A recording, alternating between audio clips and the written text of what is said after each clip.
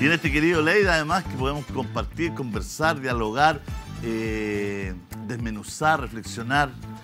¿Qué te ha parecido el cambio de gabinete, primero en términos generales? Porque queda la impresión que mucha gente esperaba un poquito más, como dice Pastelito, un poquito más, pero al parecer también hay una mirada diferente de que el cambio de gabinete tiene algún diálogo interno y también hacia la ciudadanía. Sí, lo que pasa es que hay un tema primero de cachetadas de payaso que implica los cambios de gabinete. Es decir, las oposiciones, no esta oposición, las oposiciones. Los quienes están ahora en el gobierno fueron oposición de Piñera y pedían cambios de gabinete, etc. Es decir, las oposiciones en general piden los cambios de gabinete porque lo que tienen que hacer es entregar la sensación a la ciudadanía que está todo básicamente mal. Y entonces, que está todo mal y que podría ser mejor. Entonces, sorpresa, cada vez que hay un cambio de gabinete, después las oposiciones consideran que es insuficiente, que no es lo relevante, etc.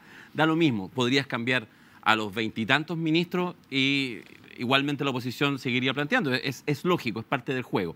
Hay matices en eso, pero es parte del juego. Por lo tanto, una alternativa era sencillamente no hacer cambio de gabinete. Ahora, a mí me parece que había suficientes elementos con la renuncia, que en realidad también es parte, digamos, del cambio de gabinete que hace Giorgio Jackson el viernes pasado. Se abría la escena y se abría la pregunta. Y la pregunta era, o esperar, cuando, no sé, quizás después de septiembre, con más significativo, o hacer los cambios ahora. Y en realidad, si uno analiza, había problemas en educación, había zafado de la acusación constitucional el ministro Ávila, pero había disconformidad en el propio gobierno de su gestión, por lo tanto, era un fusible, digamos, estaba medio débil, tenía sentido cambiarlo. En cultura no pasó nada con Jaime Aguirre. De ahí podemos ir analizando caso a caso, pero estoy diciendo en términos globales. En minería había también una disconformidad con Marcela Hernando. Es decir, había suficiente disconformidad, por lo tanto, tenía sentido para el propio presidente hacer algún ajuste. Yo creo que eran ajustes que quería hacer. Y en la pasada, aunque no sea de una magnitud muy grande, entregaba igual una señal. Es decir, cae Giorgio Jackson el día viernes. La oposición rápidamente dice, porque además la oposición, en un error que cometieron hace algunas semanas atrás, condicionaron a seguir avanzando con la salida de Giorgio Jackson. Recordémoslo, lo dijeron con mucha nitidez. Es decir, con Giorgio Jackson en el gabinete no podemos seguir avanzando, el pacto fiscal, el tema de las pensiones, etc. Salió Giorgio Jackson y dijeron, no, pero es que tiene que ser más profundo. Y entonces le entrega un cambio de gabinete. Ahora, tampoco el presidente de la República, ni cualquiera, tiene que estar preguntándole a la oposición cuál es el ministro que usted quiere que saque. Pero hace un cambio que tiene una cierta masividad, es sectorial, es cierto, no hay modificaciones en el comité político, pero si uno suma Giorgio Jackson más el resto, hay un cambio. Por lo tanto, creo, insisto, así como en este primer resumen inicial, genera cambios sectoriales donde yo creo que el presidente quería hacerlos, genera una señal de mucho diálogo, no solamente por el cambio de gabinete, hay otras señales más, la conversación con Piñera en el avión, con sus luces y sombras, porque tiene luces y sombras, esa acción política, es una acción política simbólica muy relevante. Entonces el presidente claramente ha marcado, Boric, en este agosto, decir, ok, ¿qué más gestos quieren? Y entonces está generando las condiciones para, yo creo, hacer ya a esta altura del partido muy impresentable a la oposición, que mañana se reúnen, que no se suban nuevamente a la mesa. Por lo tanto, en la suma y resta me parece que es un cambio de gabinete, fíjate, que eventualmente le puede servir al gobierno. A ver, vamos por parte. Partamos por Ávila, ¿no? Que lo defendió el presidente, se creía que salía en el cambio pasado, ¿no? Después siguieron los problemas. No salió por una casualidad, acuérdate. Por el entrevero que tuvo con las diputadas, justo el día antes que se votara la reforma legislar para la reforma tributaria. Claro, y entonces en el fondo en esa pulseada no hubo más alternativa que afirmarlo, porque si no era como dejarlo casi como un maltratador, etc. Solo eso lo salvó. Todo el mundo sabía que ya estaba pedido en marzo. Por lo tanto, pasó a la siguiente, nada más que eso. Ya. Pues tuvo un semestre más. Sí, pues. Se le dio un semestre más. Se le dio un semestre más al ministro de Educación. De marzo a agosto. Sí. Sí. Pero no pasó las vacaciones de invierno, digamos. ¿Y por qué Ávila fuera? ¿Qué le pasó a la gestión de Ávila? Que yo creo que no logró convencer ni a propios ni a contrarios respecto a cuál es la gestión. Fíjate que en esto yo creo que basta con concentrarse de alguna manera, no voy a decir las críticas porque no eran abiertas, pero había en los sectores cercanos al oficialismo bastante insatisfacción, es decir, la incapacidad de empujar una agenda. Entonces empezaba, ahora, esto es frecuente en los ministros de Educación, digamos, no es que sea... Los ministros de Educación, de Salud, son probablemente las carteras sectoriales más complicadas de administrar. Pero el tema es que había tenido ya en las últimas semanas 2 paros de profesores. El colegio de profesores se junta jueves y viernes a votar un eventual paro indefinido. Eso no va a cambiar por el cambio de ministro, pero lo que quiero decir es que hay una gestión que no ha logrado dar respuesta a aquello y por lo tanto no fue capaz de darle, me parece, una coherencia suficiente y tener cosas que mostrar. O sea, si uno le preguntaba a gente cercana al gobierno, lúzcame algo del ministro Ávila, y no, en general más bien la defensa era, y también tienen razón, que la oposición y que algunos sectores, sobre todo de una derecha muy conservadora, efectivamente lo tenían como objetivo, y hay que decirlo con todas sus letras, porque aunque parezca extraño, en pleno siglo XXI, esto sigue pasando, para algunos, sobre todo en los sectores de la derecha más extrema, más conservadora, más religiosa, para decirlo con todas sus letras, el hecho que estuviera a cargo del Ministerio de Educación una persona, digamos, homosexual, le parecía una cosa así ya realmente imposible. Y por supuesto que eso también afectó. Pero, insisto, si él hubiera tenido una gestión que uno hubiera decir, mira, avanzó en esto, 3 pilares, tal cosa, pero eso tampoco sucedió. Discreta la gestión, dice. Discreta la gestión y muy puesto como uno de los enemigos relevantes de la derecha. Y a eso súmale un dato. Militante de Revolución Democrática. La última vez que estuve aquí frente a ti, hace, no sé, mes y medio atrás, dije una frase que después se viralizó harto, esta idea de que Revolución Democrática estaba muerto, cuando recién había sido el tema de los convenios. Bueno, déjame decir, en esta sí, está claro. O sea, de hecho, entre viernes con la salida de Giorgio y hoy termina a ser el funeral. En esta vuelta a la historia, todo esto después puede modificarse, pero Revolución Democrática dijimos que estaba muerto y lo que pasó es que tuvimos un funeral y un responso largo de un mes y medio hasta la salida de Giorgio, y con la salida más ahora del ministro Ávila y una cosa ultra simbólica que es la ministra de Bienes Nacionales, que es militante RD, que la pusieron para que no digan que no queda nadie. Creo que es de Comunes, ¿ah? No, de Bienes Nacionales es de RD la que entró, la que estaba es de Comunes, que pasó Claro. a Desarrollo Social. Sí. Entonces, con eso, finalmente queda absolutamente fuera, en la práctica, del gobierno, en lo relevante. ¿Te refieres a la que quedó ahora en Bienes Nacionales? Ya, perfecto. Digo que con estos cambios, y por eso también el ministro Ávila, con su militancia RD, lo sacan. Y fíjate, si me permite, Julio, creo que además la salida de primer plano de Revolución Democrática, muchos informes de prensa hoy dicen que Revolución Democrática, su directiva, su presidente, han resentido y que patalearon harto para que no los sacaran tanto. Pero fíjate que yo siento La Torre que... estuvo hoy día toda la mañana Por en eso, La Moneda. justamente. Yo creo que, a ver, lo que voy a decir es un poco a contrapelo a lo que es la motivación del político nato, pero yo creo que es bueno que haya sido así, porque cualquier ministro, ministra, con una militancia más o menos relevante de Revolución Democrática que quedara en el gobierno, era entonces la persona que igual, cuando en 2 semanas más llamen a declarar a no sé quién, o avance la investigación en la Fiscalía, cualquier cosa relacionada con la Fundación Democracia Viva y con el caso Convenios, igual lo iba a exponer. Entonces lo que hicieron es prácticamente despoblar, es decir, la única que queda ahora, Marcela Sandoval, una militante muy bajo perfil, fue diputada pero durante un año por un reemplazo, en la práctica no queda casi nadie de Revolución Democrática. Y fíjate que eso, yo creo que hasta para la propia gente de Revolución Democrática, digo yo, en este momento termina siendo positivo. Esa es mi visión, por lo menos. Les da un respiro. Les da un respiro para que se rearmen y para lo que todos sabemos que va a pasar seguramente más temprano que tarde, es que los 3 partidos... ¿Por qué no se Frente operó de Amplio, Montes? Tú, con tu mente. Por los pesos. Con tu mente. ¿Por qué no se operó de Montes? Porque Montes tiene peso político, porque es socialista. Esto es un gallito muy interesante a nivel simbólico del Partido Socialista. Esto no se entera la gente. O sea, se lo estamos contando acá, pero no es tan visible. Esto tiene que ver con lo que pasa en Palacio. Y en Palacio hay un partido que va en caída libre, Revolución Democrática, y que no es capaz de sostener la estantería. Y hay un partido que está, en estos tiempos complejos, en general para la política, fortaleciéndose, que es el Partido Socialista. El Partido Socialista es el partido eje del gobierno en este minuto, no hay que resentirlo, porque además logra jugar bien. Está el ministro de Hacienda que juega bien con trabajo. Fíjate que hoy en día la ministra del Interior, Carolina Toá, que es militante formalmente del PPD, en realidad recibe más apoyo del Partido Socialista. Entonces, vuelvo a Montes.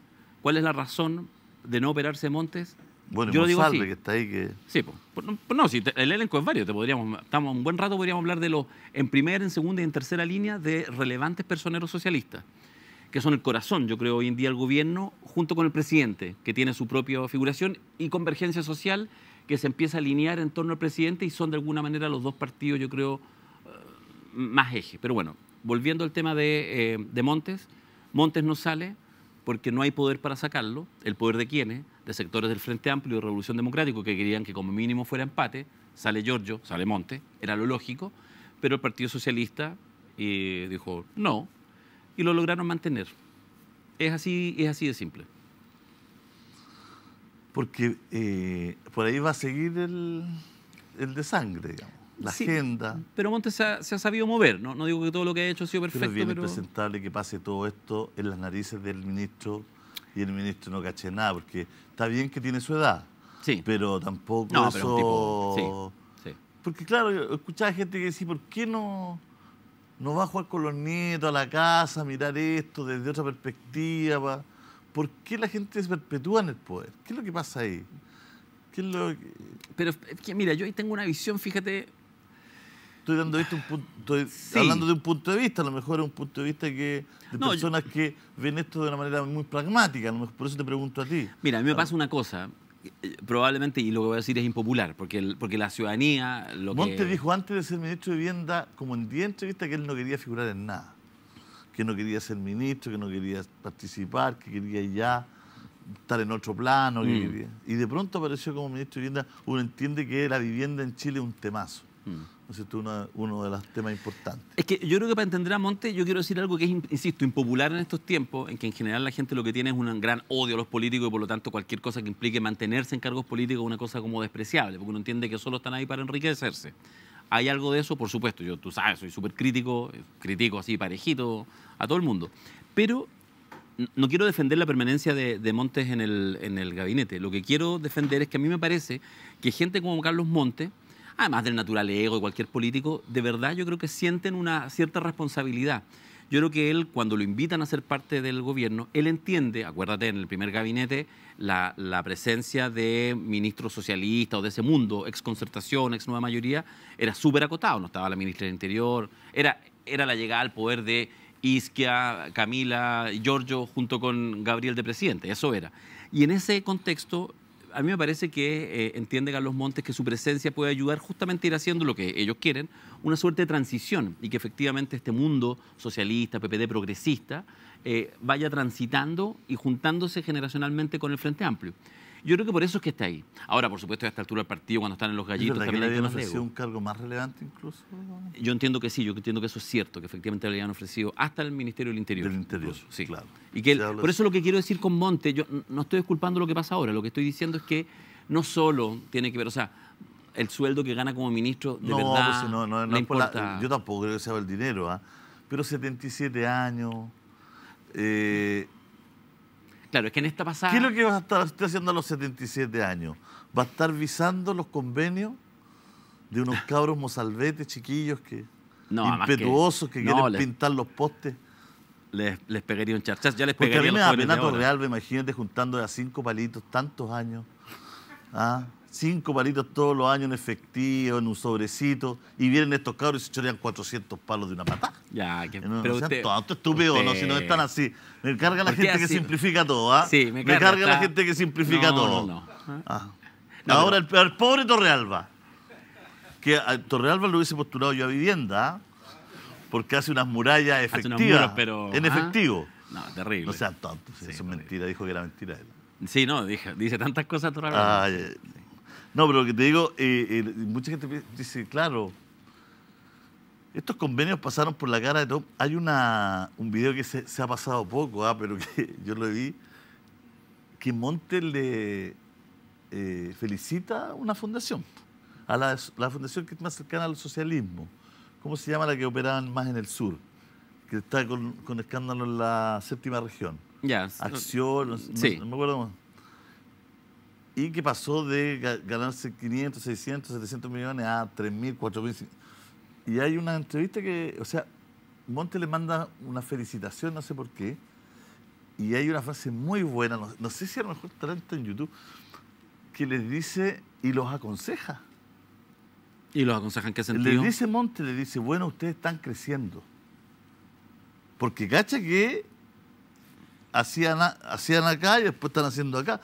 Primero los felicita porque él los trata que son unos excelentes colaboradores del aparato público del Ministerio de Vivienda. y le dice, ustedes están creciendo y hay que tener mucho cuidado cuando se crece.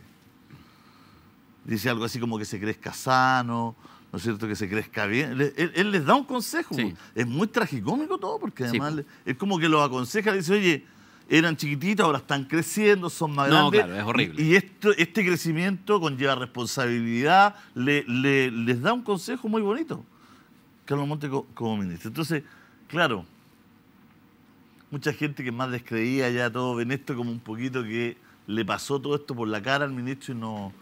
Sí, no lo que fue, pasa no. es que... Ahora lo importante es que establecer que sí, Montes tiene una cuenta corriente, ¿no es cierto?, Sí, importante, gigante. de prestigio, de respeto y todo lo que no lo van a vincular a estos hechos, digamos, ¿no? Se le pudieron haber pasado, puede haber estado en otras labores, puede haber delegado mal, pero no en el escándalo mismo, ¿no? Pero por eso te digo yo creo que el ejercicio, tú sabéis lo que nos dedicamos en la Cosa Nostra y todo, que es el ejercicio como del análisis del poder y de este bicho metafísico que es el poder. No es una cosa concreta, es prestigio, es conexiones, o sea, son muchas cosas.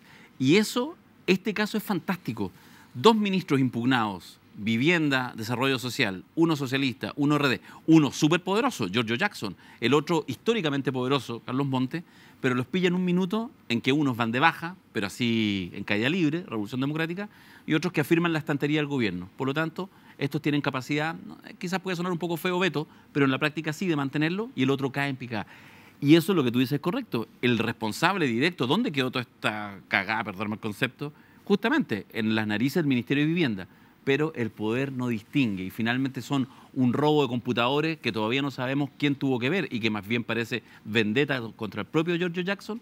Pero bueno, así es el encuadre y sonó Giorgio, por las razones que sea, correctas o incorrectas, y se salva en esta pasada Carlos Montes. Sí, mira, yo tengo una pequeña impresión de todo esto que tiene que ver con que en lo concreto se hacen hartos análisis que son bien correctos, ¿no? Que tiene que ver con lo que estamos hablando, que la oposición siempre saca, sea quien sea oposición, saca cuenta de una cosa, lo que le conviene, los otros se defienden, que en el análisis, bueno, quién hizo estas fundaciones, era un mecanismo para sacar plata del Estado, no todo, pero siento que sí en el ambiente, en la guata de los chilenos, hay un tema que no es menor, que tiene que ver con la conducción, que tiene que ver con, a ver, este tipo independiente esté metido o no esté metido en esto, este es el líder de esto. O sea, y habló de no sé, una superioridad moral, y dijo, nosotros vamos a cambiar, y ahí es donde la gente, más allá de que si es culpable, si robó o no robó, él mismo, si él fue a dar la plata a su cuenta corriente, o si el computador quería... Más allá de todo eso, hay una cuestión de estómago que dice, bueno, acá no está bien. Y ahí es donde se pierde la confianza ciudadana, ¿no? Más que lo que dice Exacto, es defraudar. Porque justamente, como dice un amigo no muy elegante, cuando te tiras los peos más arriba del poto, ¿qué es lo que pasó con esta generación? La frase de Giorgio Jackson, que se la van a sacar todavía 20 años más, se la van a seguir sacando. Giorgio Jackson seguramente va a volver a la política en algún tiempo más, sin ninguna duda, y quizás tenga sus revanchas. O sea, hemos visto, pero muertos, que han vuelto. Giorgio tiene un talento, todo lo que tú quieras. Pero él, que está englobado mucho en él, en forma y fondo, dio tan largo el salto que dieron con esto de la altura moral, de la diferencia, etcétera, que tenían que sostenerlo, pero muy fuertemente. Y claro, no lo sostuvieron casi nada. O sea, el tema está de las fundaciones. Independiente de cualquier elemento para atrás, independiente que lo de las fundaciones y de los organismos externos y de los verdaderos cotos que existían en reparticiones públicas. Tú te lo sabes, pero mucho mejor que yo. Los INDAP, los CODEL, cualquier Correos de Chile, en fin, distintos. Eran de partidos políticos y lo sabemos. O sea, todo esto, es decir, cómo yo mantengo a mi gente o financio la política o negocio con contratos con el Estado, no es nada nuevo. Pero si tú venías como generación impugnadora, tú no podías caer en esto y tenías que tener, si tenías lo que es quizás el gran error de Giorgio Jackson, que si él de verdad tuvo permanentemente el Frente Amplio de manera muy vertical, porque lo tuvo muy vertical. O sea, nosotros sabíamos, daba lo mismo que fuera el presidente de la Revolución Democrática, el líder era Giorgio Jackson. Y junto en esta dupla con Gabriel Boric, desde hace 10 años, han sido los que han ido tomando las decisiones en la práctica en el Frente Amplio. Han definido hacia dónde va. Eso tiene una virtud si te resulta, pero tiene el riesgo que entonces tenéis que controlar que no haya, puede haber alguna hoja, pero no puede haber un bosque entero que se mueva sin que tú te enteres. Y eso es lo que pasó en este caso y es por eso que la responsabilidad política le llega, independiente de que por supuesto que tenía tantas cuentas pendientes, no solo en la derecha, hasta en su propio partido, en su coalición. No hay sector político que no quisiera pasarle una facturita a Giorgio Jackson, pero el tema es que se regaló porque efectivamente no fueron capaces de controlar y ¿cuánto? Un año, 6 meses de gobierno y ya estaban haciendo los primeros chanchullos con fundaciones ordinarias, porque no hay que perder ni una pizca de gravedad del asunto. O sea, fundaciones sin experiencia que estaban hechas para hacer cualquier cosa que estén después haciendo desagüe, no, una vergüenza.